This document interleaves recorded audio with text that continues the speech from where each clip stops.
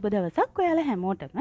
ඔන්න අදත් රසම රස පුඩින් රෙසිපි එකක් තමයි අරගෙන ආවේ. ඉතින් හැමෝම හදන මාරි බිස්කට් පුඩින් එකද වෙනස් විදිහකට හදාගන්න ක්‍රමයක් තමයි ඔන්න මම කියලා දෙන්න යන්නේ.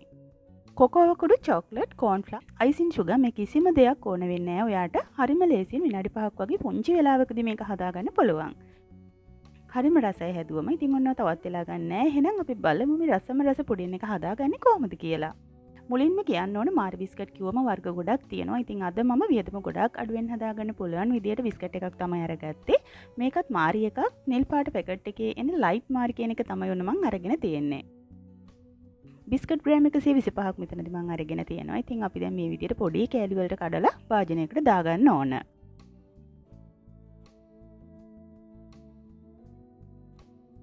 ඊළඟට ෆ්‍රෙෂ් මිල්ක් මිලිලිටර 450ක්, වැනිලා තේ හැඳි එකක්, ලුණු චුට්ටක් ඇඟිලි තුඩට අරගෙන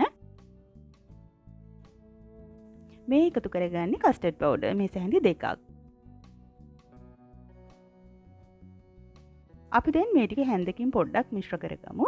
ඊළඟට බ්ලෙන්ඩර් ජාර් එකකට දාලා ඒකට එකතු කරගන්න ඕන කිරිපිටි තේ හැඳි දෙකක්. අත්‍යවශ්‍යම නැහැ. ඉතින් ඔයාලට නොදා හදාගන්නත් පුළුවන්. දැන් අපි මේක බ්ලෙන්ඩ් කරගන්න ඕන. බ්ලෙන්ඩ් කරගත්ත මිශ්‍රණය අපි දැන් මාරු කරගන්න ඕන ලිපේ තියන්න පුළුවන් වාජනයකට. බ්ලෙන්ඩර් කප් එකටත් වතුර මේ සැඳි දෙකක් වගේ දාලා අරගෙන ඒකත් සෝදලා මේකටම එකතු කරගන්න. ඊළඟට ට්‍රේ එක සූදානම් කරලා තියාගන්න. මාගරින් එහෙමත් නැත්නම් බටර් එහෙමත් නැත්නම් තෙල් ටිකක් තවරගෙන. ඊළඟට අපි හදාගත්ත මිශ්‍රණය ලිපේ තියාගමු. ඒකට මාගරින් මේ සැඳි එකක්, සීනි මේ සැඳි දෙකක් එකතු කරලා හොඳින් දිය කරගන්න ඕන. ඉතින් සීනි වට කැමති නම් නොදා ඉන්නත් පුළුවන්. පැන් රසයට කැමති නම් සීනි එකතු කරගන්න පුළුවන්. ලිපේ තියලා වැඩි වෙලා යන්නේ නැහැ. මෙන්න මේ වගේ විනාඩි 2ක් 3ක් විතර වගේ යද්දි මෙන්න මේ විදියට ඝන වෙන්න ගන්නවා මිශ්‍රණය.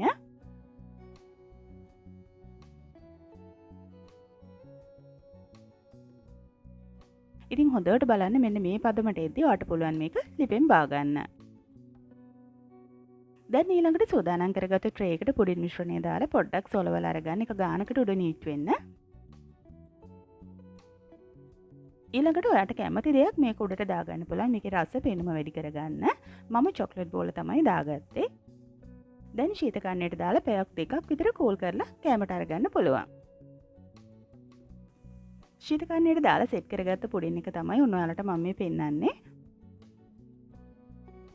හරිම රසයි මේක. ඉතින් වැඩි වියදමක් නැතුව අඩු වියදමෙන් ඔයාලට රසට හදාගන්න පුළුවන් තවත් ලේසිම ලේසි පුඩින් රෙසිපි එකක්. බත් කාලා කන්න වගේම ඕනම විශේෂ අවස්ථාවකට ඔයාලට මේ පුඩින් එක හදාගන්න පුළුවන් හරිම ලේසියෙන් ලොකු වියදමක් යන්නෙත් නැති හින්දා. ඉතින් රෙසිපි එක ප්‍රයෝජනවත් කියලා හිතනවා නම් අමතක නොකරම ලයික් එකක් කමෙන්ට් එකක් දීලා තවත් කෙනෙක්ට බලන්න ෂෙයා කරන්න කියලා ආදරෙන් මතක් කරනවා. ගිහින් එන්න තවත් දවසක අලුත්ම රෙසිපි එකක් අරගෙන එතකන් වීඩියෝ එක බලුවට ඔයාලා හැමෝටම ගොඩාක් ස්තුතියි.